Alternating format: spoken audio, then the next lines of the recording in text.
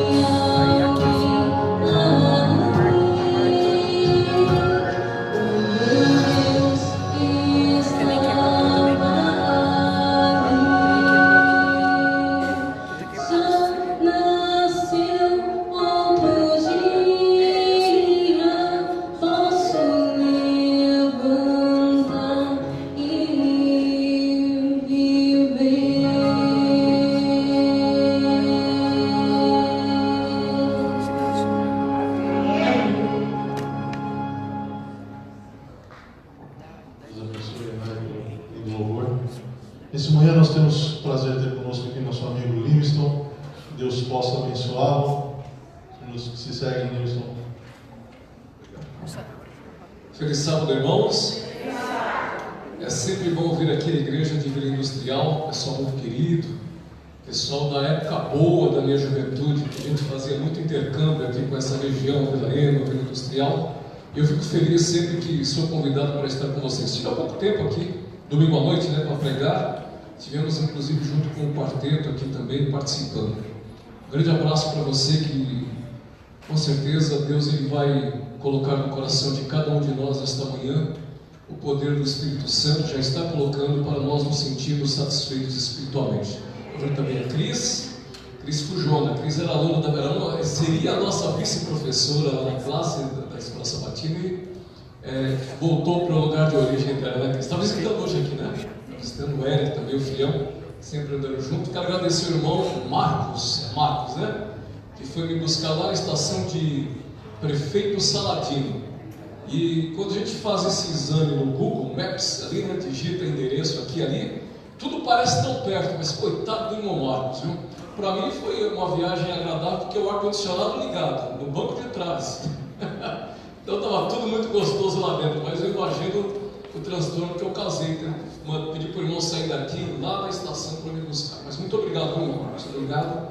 Everton, agradeço o paizão lá pelo convite também, viu? Pega a sua Bíblia nesse momento, sem mais delongas, aí, coloque aí do lado do seu coração e vamos conversar com Deus, pedindo a orientação do Espírito Santo para compreendermos o que é que Deus tem para falar conosco nesta manhã. Vamos orar, feche seus olhos. Santíssimo Deus, em nossas mãos está a Tua Santa Palavra. Como nós sempre fazemos, nós dependemos da orientação do Espírito Santo, dependemos que o Teu Espírito Santo venha falar profundamente em nosso coração, nos dando sabedoria e entendimento. Não vai ser diferente nesse momento, por isso suplicamos que este poder, ele venha abrir os nossos olhos, a nossa mente, nosso coração, nos fazendo, ó Deus, compreendedores da Tua verdade. Permita que compreendamos realmente o que o Senhor tem para falar conosco. Pedimos em nome de Jesus. Amém. Abra sua Bíblia no livro de Gênesis, capítulo 33. Gênesis, no capítulo 33. Nós vamos começar lendo alguns versículos desse capítulo. Gênesis, capítulo 33. Dia 15 de dezembro, contagem regressiva para o final do ano. Já estamos caminhando aí para mais uma etapa da vida de cada um de nós, né? Final de ano é sempre uma época diferente, uma época de muita expectativa e de reflexão. Gênesis capítulo 33, nós vamos ler juntos o versículo 17 em diante. Gênesis 33, versos 17 em diante. Eu vou ler na minha tradução, os irmãos podem acompanhar aí na tradução de vocês. A minha tradução diz assim, Gênesis 33, versículos 17 em diante. E Jacó partiu para Sucote e edificou para si uma casa e fez palhoças para o seu gado. Por isso o lugar se chamou Sucote. Voltando de Padã-Arã, chegou Jacó são e salvo à cidade de Siquém, que está na terra de Canaã, e armou a sua tenda junto da cidade. Versículo 19. A parte do campo onde armara a sua tenda, ele a comprou dos filhos de Amor, pai de Siquém, por 100 peças de dinheiro. E versículo 20. E levantou ali um altar e lhe chamou Deus, o Deus de Israel. Vamos nos localizar aqui nessa experiência antes de nós continuarmos a linha de raciocínio. Quando você ler tanto o capítulo 33 quanto o 32, você vai ver, lá no 32, a experiência de Jacó passando pelo Val do Jaboque, mandando a sua família na frente, aquela expectativa terrível de que eles haveriam de se encontrar, ele haveria de se encontrar com seu irmão Esaú, dentro do coração aquela aflição, uma história que todos nós conhecemos, mas graças ao bom Deus tudo terminou bem. Quando eles se encontraram ali, Jacó e Esaú, tudo terminou bem, se abraçaram, se beijaram e tudo terminou bem. Mas eles não podiam ficar juntos, então Jacó seguiu para o caminho, Esaú voltou para o seu lugar de origem, e Jacó diz aqui no capítulo 33 que ele se instalou ali em Sucote. Ele se instalou naquelas terras que ele havia comprado dos filhos de Amor, pai de Siquém. E quando ele se instalou ali, a Bíblia diz no versículo 20, que ele levantou um altar na sua casa, para que todos que passassem ali, vissem, olhassem para aquele altar, e lessem ali, ouvissem, entendessem, que toda aquela família era uma família que adorava o Deus de Israel. Precisamos entender uma coisa importante: Israel não existia aqui, ele era Israel, Jacó era Israel. Então nós entendemos que todos os que passassem em frente à casa de Jacó entenderiam que ali morava os adoradores do Deus de Jacó, ou Deus de Israel. Era uma casa que adorava o Deus verdadeiro.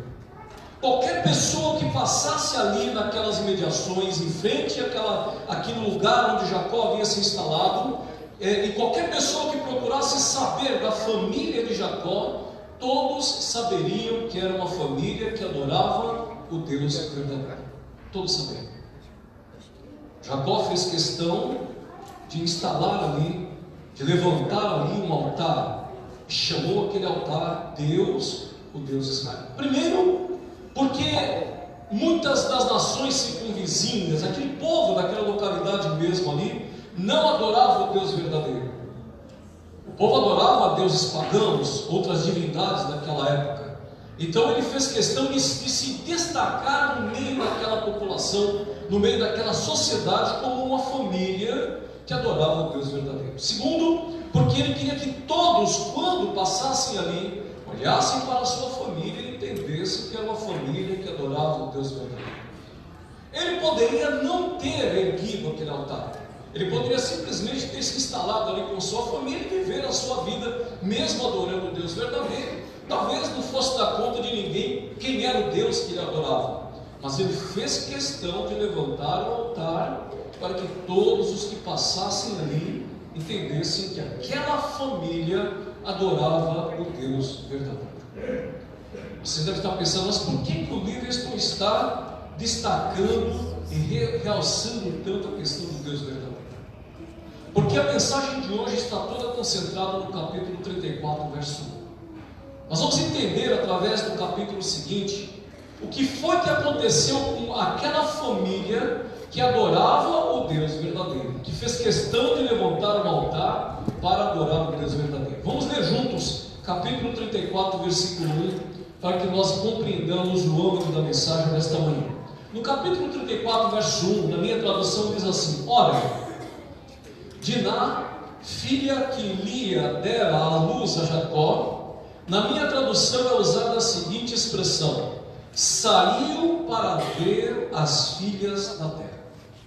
Eu trouxe outras traduções aqui, que agora com a internet, com o Google ali, nós conseguimos qualquer tipo de tradução. Eu achei interessante, por exemplo, na nova tradução da linguagem de hoje, que eu encontrei lá na internet, diz o seguinte, talvez até tenha alguém aqui que tenha essa tradução, diz que Diná foi fazer uma visita a algumas moças daquele lugar. Tem alguém com essa tradução aqui? É a nova tradução da linguagem de hoje, também muito usada ultimamente. Diná foi fazer uma visita a algumas moças daquele lugar. Eu trouxe aqui uma outra tradução que diz assim, é a tradução da Bíblia Viva, a tradução até engraçada, com perdão da palavra, né? Diz assim que um dia Diná, é como se estivesse contando uma historinha, um dia Diná saiu para conhecer as moças da cidade.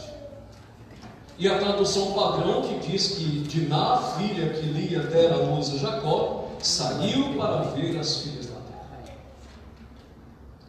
Um dia, a filha de Jacó resolveu sair de casa para ir até a cidade. Uma cidade de um povo que não adorava a Deus. Diná pertencia a uma família que adorava o Deus verdadeiro. Pela forma como nós estamos lendo aqui, tudo dá a entender que ela não pediu autorização para os seus pais para sair de casa e ir até a cidade. Tudo dá a entender que, de alguma forma, ela esperou um momento propício para sair de dentro da sua casa e ir para um lugar que talvez os seus pais já tenham dito para ela: não vá para a cidade. É bem provável, e Ellen White, até nas entrelinhas do que ela escreve sobre essa experiência, é bem provável que tanto Jacó, quanto seus irmãos, quanto os irmãos de Diná, tenham explicado para ela, tenham orientado ela, dizendo que a cidade, vamos até aqui generalizar um pouco, o centro da cidade, vamos dizer assim, não era um lugar adequado para que ela fosse passear. Acontece que Diná, pelo que os estudiosos dizem, ela devia ter em torno de 15 anos, 16 anos de idade, e ela deve ter ficado escutando, as pessoas possivelmente passavam ali, em frente do lugar onde ela morava, e ela escutava falar de como era legal a cidade, como a cidade oferecia isso, oferecia aquilo, que como tinha jovens na cidade, como a cidade tinha lugares diferentes, tinha programas diferentes, eu estou generalizando, porque alguma coisa despertou dentro dela um desejo de ir conhecer, ou como diz a tradução da nova tradução da linguagem de hoje, de ir visitar, de ir ver como é que as moças daquela localidade elas viviam. E a Bíblia diz que ela saiu dos seus limites, ela saiu de dentro da sua casa, ela saiu do lugar que ela estava segura para se aventurar no lugar em que ela não estava segura. Eu vou sintetizar para vocês aqui, possivelmente todos vocês conhecem essa história trágica. Capítulo 34 apresenta a seguinte história de uma moça que saiu dentro da sua casa, provavelmente sem conhecimento de seus pais, foi até a cidade, e o filho do governante daquela cidade achou ela bonita, sequestrou ela, violentou ela, manteve ela em cárcere privado, e teve a cara de pau de chamar o pai dele e dizer: pai, eu estou apaixonado por esta moça que eu sequestrei e violentei, e eu quero conversar com os pais dela, porque eu amei ela, eu gosto dela. E o pai concordou, foram até a casa de Jacó, contaram para Jacó o que ele havia feito, o filho do governante da cidade. Jacó ficou horrorizado e disse: eu não posso arrumar briga com essa gente, vou esperar meus filhos voltarem, como estavam em casa. E quando os filhos chegaram, contou para os filhos o que havia acontecido. Os filhos ficaram arrasados. Os irmãos de Diná ficaram aterrorizados, horrorizados com aquilo que havia acontecido. Mas aceitaram o que o rapaz havia feito com a irmã deles. Só que eles fizeram um plano maligno. Chegaram para o rapaz e propuseram o seguinte: olha, você pode até ficar com a nossa irmã, fazer parte da nossa família, desde que todos os homens da cidade sejam circuncidados. Essa é a nossa prática. E é lógico que o rapaz doido da cabeça disse: não, vamos circuncidar todo mundo, eu aceito. E eles nem sabiam o que era circuncisão, como que era feito, as implicações desse tipo de procedimento. Circuncidou todos os homens de qualquer jeito. A Bíblia diz, usa essa expressão: todos os homens que saíram da porta da cidade para fora foram circuncidados. Todos os homens foram circuncidados, de qualquer jeito, de qualquer maneira. E todos ficaram doentes, debilitados, porque foram circuncidados de qualquer jeito. Os irmãos, os filhos de Jacó, os irmãos de Diná, aproveitaram o fato dos irmãos ou dos homens na cidade terem ficado debilitados, foram na cidade, matou todo mundo. Mataram as mulheres, mataram as crianças, mataram os homens, saquearam as casas e trouxeram o opróbrio para dentro da casa de Jacó. Jacó estava arrasado pelo sequestro e a violência sofrida pela sua filha, e agora ele ficou destruído quando viu o que seus filhos haviam feito. Agora as pessoas passavam em frente à casa de Jacó, já não olhavam mais para aquela família como a família que adorava o Deus verdadeiro, mas como uma família homicida. Porque eu estou simplificando para vocês essa experiência que é o que fala aqui no capítulo 34 todo. Onde foi que começou toda essa tragédia? Aonde começou essa tragédia? Passeio. Começou na cabeça de uma jovem que resolveu sair de dentro da sua casa para passear, para se aventurar, para visitar como eram as coisas na cidade. Meus queridos, nós estamos vivendo uma época muito difícil como cristãos. Eu não sei quantos já perceberam que, de alguma forma, eu poderia dizer, alguém pode estar pensando, então o Livingston veio pregar para os jovens. Estamos falando de uma moça na sua idade, onde está ainda descobrindo muitas coisas. Não estou falando apenas para os jovens. Eu quero ler para vocês um texto que o irmão White escreveu a respeito desse comportamento e das consequências do comportamento dessa moça quando ela resolveu sair dentro da sua casa. Ellen White escreveu no livro Profetas e Reis o seguinte: o princípio que determinara resultados tão terríveis foi o ato da filha de Jacó, a qual saiu a ver as filhas da terra, arriscando-se desta maneira a camaradagem com os ímpios, se aventurando com os ímpios, E ela diz o seguinte no final do texto: aquele que procura prazeres entre os que não temem a Deus, está a colocar-se no terreno de Satanás e a convidar as suas tentações. Oi? Profetas e Reis, não anotei a página, mas pode consultar na internet, digitar esse texto de Diná, vai ser. Meus queridos, quando nós saímos dos nossos limites, nós estamos nos colocando no terreno de Satanás. O que eu estou querendo dizer para vocês esta manhã? Nós estamos vivendo uma época em que nossos irmãos de igreja têm se aventurado em experiências que não condizem com a nossa vida religiosa. Nunca em todas as épocas se viu tamanho desprezo pelos princípios da igreja. Nunca, em todas as épocas da existência da igreja. As pessoas estão comendo o que querem, vestindo o que querem, falando o que bem entendem, pensando do jeito, independente de religião, independente do que os princípios da igreja estão colocando diante de nós. Por que eu estou dizendo isso para vocês? A experiência de Diná é um exemplo das consequências que podem vir sobre a vida de muitos de nós. Quando nós procuramos sair dos nossos limites. Eu repito, alguém pode estar pensando, mas essa experiência se aplica mais aos jovens? Não, meus queridos. De fato, a nossa juventude hoje sofre uma perseguição intensa do inimigo. O inimigo das almas, ele está procurando destruir a juventude da igreja de todas as formas, juvenis, adolescentes, jovens, procurando de todas as maneiras possíveis colocar a nossa juventude fora do caminho. E tentações são as que não faltam hoje em dia. Mas nós temos que entender que isso acontece também conosco, os adultos. Quando nós procuramos não seguir os princípios que a igreja determina e que a Bíblia determina. A irmã White diz que sempre que nós procuramos nos aventurar, usando a experiência de Diná, todas as vezes que nós traçamos ou nos ligamos à camaradagem com os ímpios. Eu achei interessante essa expressão que ela usa aqui, a camaradagem com os ímpios. Camaradagem, ela está dizendo que há uma implicação de vínculo, de relacionamento. Aí você diz assim, não, mas Livingston, nós não vivemos isolados, nós temos que nos relacionar com as pessoas, de fato, nós temos que nos relacionar com todos. Mas existe uma máxima que diz que nós temos que ser mais no mundo e menos do mundo. Nós temos que influenciar e não ser influenciados.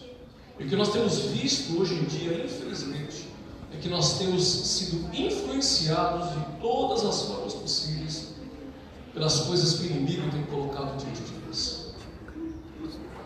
Aonde foi que começou essa tragédia? Na mente de uma moça. Alguma coisa estava atraindo ela. Alguma coisa entrou dentro da mente dela e fez com que ela começasse a sentir interesse em sair dos seus limites para ir se aventurar lá fora dos seus limites. É dentro da nossa mente que começam os interesses. E aí eu quero chamar a atenção de você para este ponto. Aliás, todas as vezes que eu prego, eu já preguei aqui, eu já falei também sobre essa questão. O inimigo, ele não tem procurado mexer com as nossas pernas, com a nossa barriga, com os nossos braços tão somente, mas ele procura entrar dentro da nossa mente para fazer com que nós não tenhamos mais noção do que é certo e do que é errado e nos sintamos atraídos às coisas que são erradas. É por isso que hoje, quando nós conversamos com a igreja de forma geral, e quando você vai conversar com alguém que você percebe que não está bem na fé, alguém que está se desviando do caminho da verdade, talvez você queira até chamar a atenção da pessoa pelo fato de ela estar vivendo algum tipo de vida ou praticando algum tipo de comportamento que não condiz com a religião. A pessoa fala, olha, vai cuidar da sua vida. Às vezes eu escuto. São pessoas que estão vivendo unicamente a religião. E hoje eu digo para vocês que é fácil viver a religião, principalmente no nosso país, que é um país laico, onde você tem tempo, tem disponibilidade, você tem liberdade para viver a sua religião. E aquilo que deveria ser um fator positivo, ou seja, a liberdade de vivermos a religião, tem se tornado um ponto negativo na nossa experiência com Deus. Porque religião não salva ninguém. Mas acontece que eu tenho que ter um vínculo com Deus da religião para poder viver a religião. E aqui começa o problema. Porque quando na minha mente eu não consigo mais discernir o certo do errado, a minha vida espiritual começa a ser comprometida. O que será que levou Diná a sair dos seus limites para se aventurar na cidade e acarretar toda aquela tragédia descrita no capítulo 34? A Bíblia não fala, mas a irmã White adverte: todas as vezes que nós procuramos pisar no terreno de Satanás, nós convidamos as suas tentações. Pergunto para você esta manhã: aonde é ou aonde está localizado o terreno de Satanás na sua vida? Aonde está localizado o terreno de Satanás na minha vida? Antigamente, quando eu pregava, eu dizia assim: nós saímos da porta da nossa casa para fora e nós pisamos no vale da sombra da morte. Hoje eu digo o contrário. Hoje eu digo que dentro da nossa casa nós já temos o vale da sombra da morte. E até digo mais: é provável que dentro da nossa casa corremos o risco de ter o terreno de Satanás dentro da nossa própria casa, convidando ele ou as suas tentações para entrar dentro da nossa mente. Agora imagine, se dentro da sociedade nós já enfrentamos tentações as mais diversas. Você sai na rua, você vai para algum lugar e você é rodeado de tentações todas as possíveis, todo tipo de tentação possível. Agora imagine quando você está dentro da sua casa e essas tentações já estão se fazendo presentes. Imagine o risco que nós corremos. E aí eu gostaria que você pensasse aonde dentro da sua casa pode estar existindo algum tipo de coisa que tenha se tornado um ponto de atração para as tentações do inimigo. Ou seja, nós concluímos que pode ser possível que não precisemos sair dos limites da nossa casa, igual Diná fez.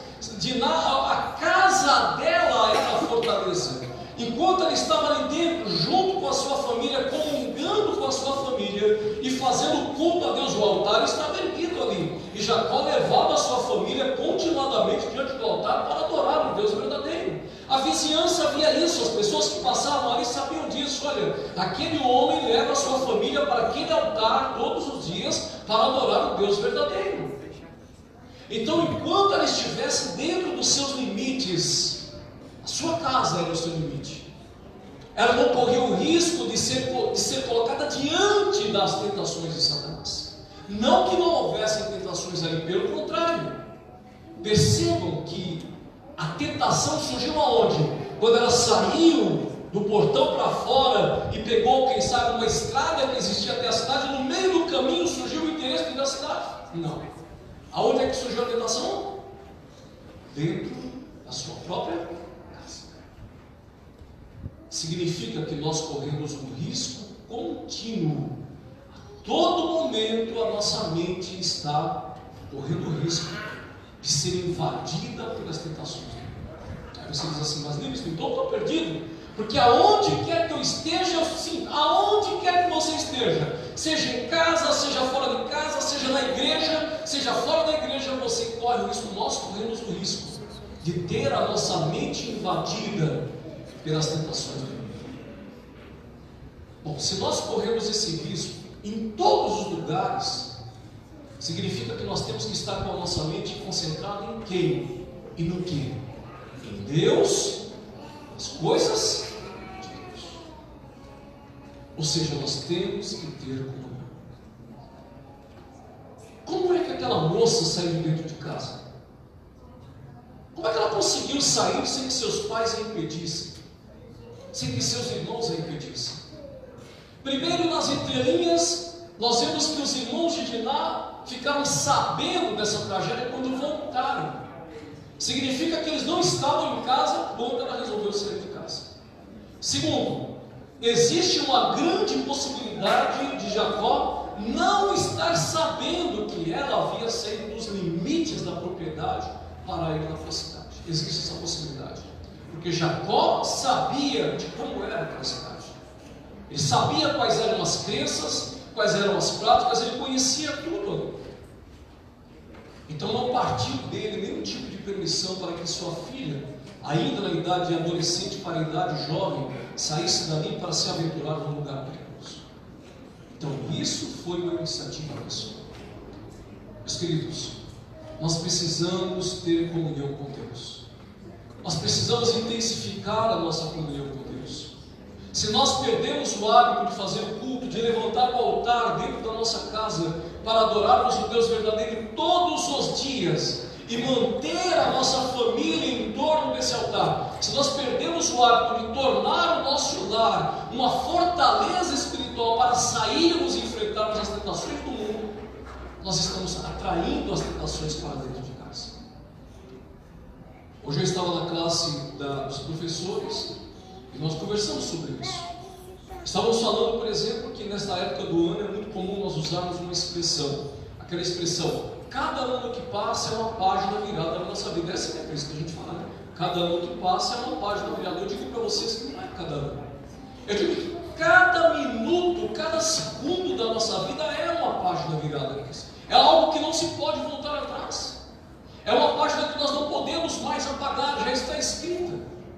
E o inimigo, ele está inclusive atento a cada passo que nós damos, a cada linha de raciocínio que nós criamos, para entrar na nossa mente e desvirtuar o nosso raciocínio e nos fazer sair do caminho da verdade. Essa é a obra do inimigo nesses últimos dias. Ele quer entrar dentro da nossa mente e desvirtuar o nosso raciocínio e fazer com que nós comecemos a enxergar as coisas sob um novo prisma. Eu já preguei aqui a respeito daquele momento em que Eva, ela vai diante ali da árvore do bem e do mal e ela fica com a sua mente transtornada. Foi na mente de Eva que começou tudo, quando ela começou a dialogar, a traçar um diálogo com Satanás. E a Bíblia diz que ela olhou para a árvore e começou a olhar para a árvore diferente. A árvore era boa, era agradável, era desejável. E o inimigo quer fazer isso conosco, ele sempre quis fazer isso. Ele quer entrar dentro da nossa mente e fazer com que nós olhemos para as coisas ruins e entendamos e pensemos que essas coisas ruins, elas não são tão ruins assim. A filosofia de hoje dentro da nossa sociedade é que o inimigo, ele não é tão inimigo. Que o inimigo não é tão mal, ele é mal, mas ele não é tão mal. Olha só, é uma coisa esdrúxula, uma coisa ridícula, eu tenho que dizer isso daqui. O inimigo, ele é mal, mas não é mal. Mas vocês sabiam que a sociedade está olhando para o inimigo desse jeito? Ele é o inimigo, ele não deixa de ser inimigo. Ele não deixa de ser o diabo, não deixa de ser a serpente, não deixa de ser Satanás, mas ele não é tão mal como a Bíblia está pintando, está colocando ele. Então, com as pessoas que não têm religião, que não têm princípios, as pessoas que ainda não aceitaram Jesus, é fácil de entrar nisso na mente. O inimigo que não é tão inimigo. Mas se eu disser para vocês que isso está entrando dentro da mente dos cristãos, nossos irmãos estão começando a olhar para as coisas que são proibidas como se não fossem proibidas. Nossos irmãos estão começando a olhar para as coisas que são ruins como se fossem coisas boas. E é por isso que nós encontramos hoje uma igreja debilitada, uma membresia conservante carregada, pessoas desanimadas dentro da igreja, pessoas descompromissadas. Uma das piores épocas do ano que existe na igreja é essa época de fim de ano. É quando as comissões são reunidas, né, Vitor? Para fazer a escolha da liderança, e já tem até os irmãos mandando um bilhetinho: olha, avisa lá para a comissão que esse ano eu vou tirar férias. Por misericórdia, tirar férias da igreja. Existe isso. Avisa os irmãos da comissão que esse ano eu quero saber de carga. Esse ano eu estou tranquilo. Quer dizer que quando tinha carga era um fardo. Ou seja, trabalhar para Deus e para a igreja é um fardo. Perceberam o raciocínio? Um transtorno mental, espiritual que está tomando conta da nossa mente. Estamos vivendo uma época de descompromisso dentro da igreja. As pessoas não querem se envolver mais com a obra de Deus. As pessoas estão tendo uma visão negativa da obra de Deus. Aí você vai visitar essas pessoas, vai conversar com essas pessoas. As pessoas são dizimistas, elas vêm à igreja ao sábado de manhã, elas cantam, elas participam de momentos de oração, algumas até vêm para a classe da escola sabatina, mas quando você vai pedir para que elas sejam mais compromissadas, além disso, além do dízimo, além da presença, quem sabe participando de alguma atividade efetiva na igreja, a pessoa fala: eu estou bem assim, eu estou satisfeito em viver desse jeito. Não é assim. Uma igreja desanimada, descompromissada. Aí você vai procurar saber qual que é a origem, onde começou esse desânimo, aonde começou esta falta de interesse em trabalhar pela obra de Deus. Aí você chega lá na casa da pessoa e você vê ali, descobre através das próprias pessoas, próprios irmãos, que passam 3, 4 horas diante de uma televisão, assistindo filmes violentos, novelas que só trazem mensagens absurdas, que mexem com a mente, que falam sobre fidelidade, sobre sexualidade e outras coisas mais, sobre sexualismo. Aí você percebe por que a nossa igreja hoje, por que a mente dos membros da nossa igreja está tão debilitada. É porque no pôr do sol de sábado até o pôr do sol da outra sexta-feira, não há comunhão, não há vínculo de relacionamento com Deus, e há uma propensão muito grande desses membros de saírem dos seus limites e se aventurar no terreno de Satanás. Há pouco tempo atrás, uma família foi lá na igreja, lá na frente da igreja, no intervalo entre a escola sabatina e o culto. Aquilo me chamou a atenção demais, né? Me chamou muita atenção. Eles foram lá na frente e deram um testemunho de como Deus havia abençoado eles. Eles haviam recebido uma bênção muito grande com relação à saúde de um membro da família. O membro estava lá. E eles agradeceram, ficaram uns 3, 4 minutos, etc. Oramos, o pastor que estava lá orou junto com eles, agradeceu. Quando foi à noite, eu estava em casa e estava com o Facebook aberto. E qual foi minha surpresa quando eu vi a família fazer uma postagem, tirando um selfie, tendo no fundo uma tela de cinema e colocaram assim, é uma coisa irônica, né?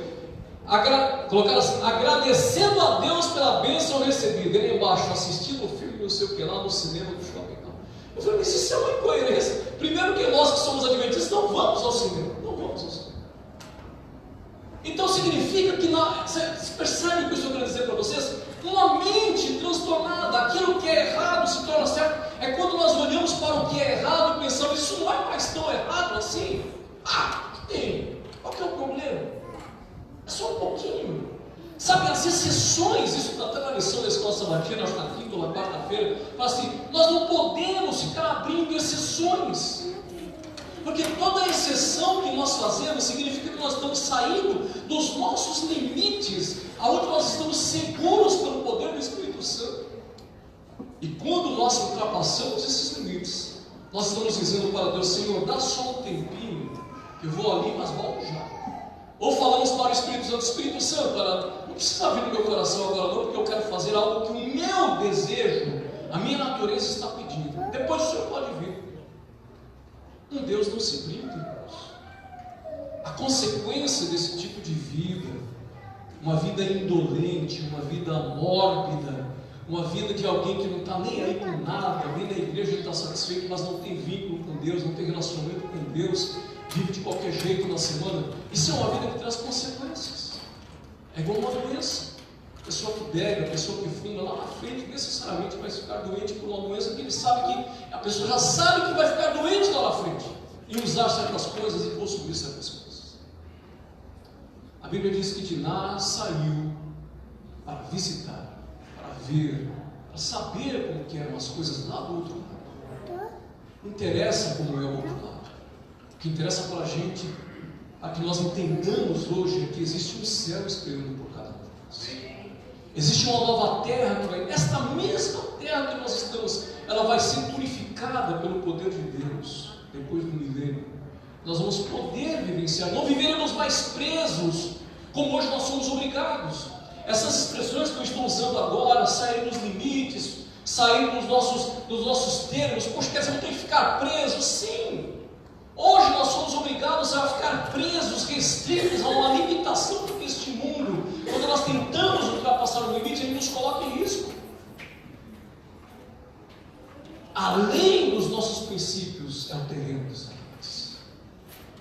Quando nós renegamos, quando nós desprezamos, quando nós pisamos os princípios de Deus, nós estamos nos aventurando no terreno de Satanás.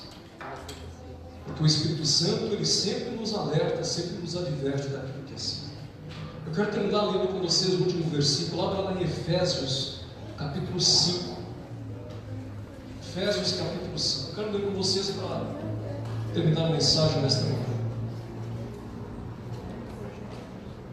Nós vamos ler no capítulo 5, o versículo 5.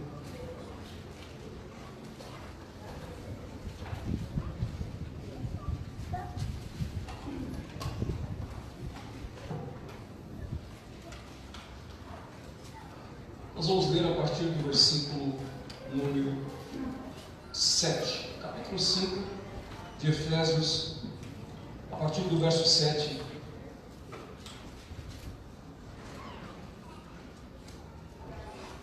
Na minha tradução diz assim, Efésios, capítulo 5, versículo 7. Portanto, não sejas participantes com eles.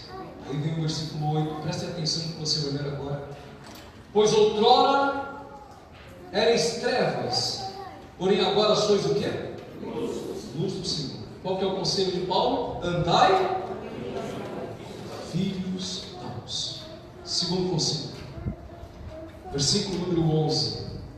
Não sejais cúmplices nas obras infrutíferas das trevas. Conselho de Paulo no final do versículo 11. Antes, o que nós temos que fazer? Reprovar as obras das trevas. Não sermos participantes dessas obras, mas reprovar estas obras. Versículo 14. Pelo que diz: desperta, ó tu que dormes, levanta-te de entre os mortos, e Cristo vai fazer o quê? Se nesta manhã eu estou falando com alguém que está vivendo como Diná, procurando ultrapassar os limites, procurando se aventurar nos terrenos de Satanás, atraindo para si as tentações do inimigo, quero dizer para vocês que se nós nos dispusermos a nos levantar, a nos humilhar diante de Cristo, a reconhecer a nossa condição de vida espiritual comprometida, a Bíblia diz que Cristo vai nos iluminar, Cristo vai mandar o poder do Espírito Santo. Versículo 15. Portanto, vede prudentemente como andais, e olha o conselho, não como nécios, e sim como mente, irmãos. A mente é tudo, a mente é tudo. Se eu estou expondo a minha mente durante muito tempo as coisas que não vão edificar a minha vida espiritual, eu não vou ser sábio, muito pelo contrário, eu vou me tornar vítima do inimigo. Conselho de Paulo: vede prudentemente como andais, não como nécios, e sim como sábios. E ele acrescenta dizendo: nós temos que saber remir o tempo, porque os dias são de que forma? Se Paulo já dizia que na sua época os dias eram maus, você imagina se ele estivesse escrevendo isto hoje para nós? Eu acho que ele não se limitaria a dizer que os dias são maus, não. Ele colocaria ali mais um termo na frente: olha, os dias são maus porque está acontecendo isso. Como ele falou lá, quando ele escreveu para Timóteo. E por fim, um conselho muito especial: por esta razão, não vos torneis o quê? Insensatos, mas procurai compreender qual é a vontade do Senhor. Eu termino perguntando para você nesta manhã: você sabe qual é a vontade de Deus para a sua vida? Ah, com certeza eu sei disso, talvez você não saiba. Nós só vamos compreender qual é a vontade do Senhor para cada um de nós quando a nossa mente estiver em comunhão. Os cultos que nós temos que fazer em casa, o culto que você e eu temos que fazer no nosso cantinho todas as madrugadas, procurando o fortalecimento de Deus, a leitura da Bíblia, a leitura do Espírito de profecia, os hinos que nós nem cantamos mais dentro de casa, com tanta tecnologia no celular, na internet, conexão entre o celular e a televisão, nós não estamos nem aí, nós queremos apenas assistir filmes e novelas e programas que não nos edificam, e não usamos a tecnologia a favor da nossa edificação espiritual. O envolvimento com a obra de Deus, o desejo de participar das coisas da igreja, tudo isso tem um preço, meus irmãos. O inimigo ele quer derrubar isso na nossa vida. Você sabe qual é a vontade do Senhor para você? Tenha comunhão com Ele. Eu tenho certeza que Deus ele vai abrir a sua mente através do poder do Espírito Santo. Vamos ficar em pé, vamos cantar o hino 167, louvarmos ao Senhor e agradecer pelo culto desta manhã. Hino 167. Chamar o pessoal do Ministério de Louvor.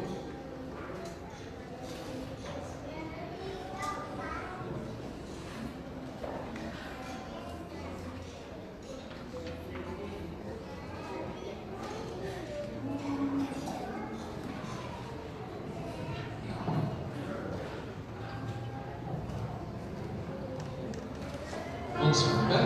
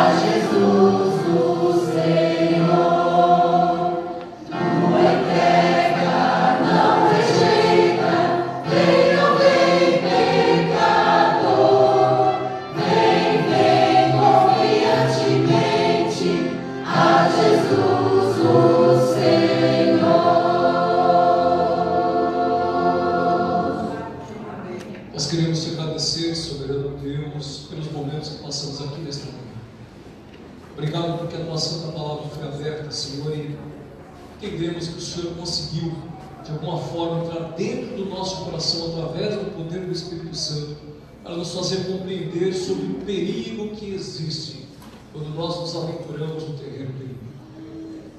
Nós somos fracos, ó Deus, a nossa mente, por mais capacitada que seja, segundo os estudiosos, tem poder de guardar milhares e milhares de informações. Ainda assim, a nossa mente é muito fraca, muito suscetível. Pedimos o teu perdão, ó Deus, por muitas vezes nos expor diante dos ataques de Satanás. Pedimos que o Senhor nos ajude se estamos vivendo contrário aos princípios da tua verdade, Senhor.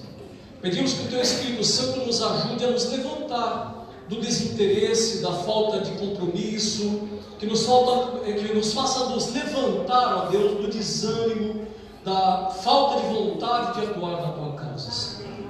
Pedimos que o Senhor nos perdoe pelo nosso jeito de ser e nos aceite, ó Deus, e nos transforme pelo poder do teu Espírito Santo. Que de fato, como nós estamos acostumados como seres humanos, o final do ano, ó Deus, é um momento de mudança para muitos. Que seja, ó Deus, realmente um momento de mudança na nossa vida para melhor espiritualmente, e que possamos estar a cada dia mais preparados para o dia da volta de Jesus. Em nome de Jesus.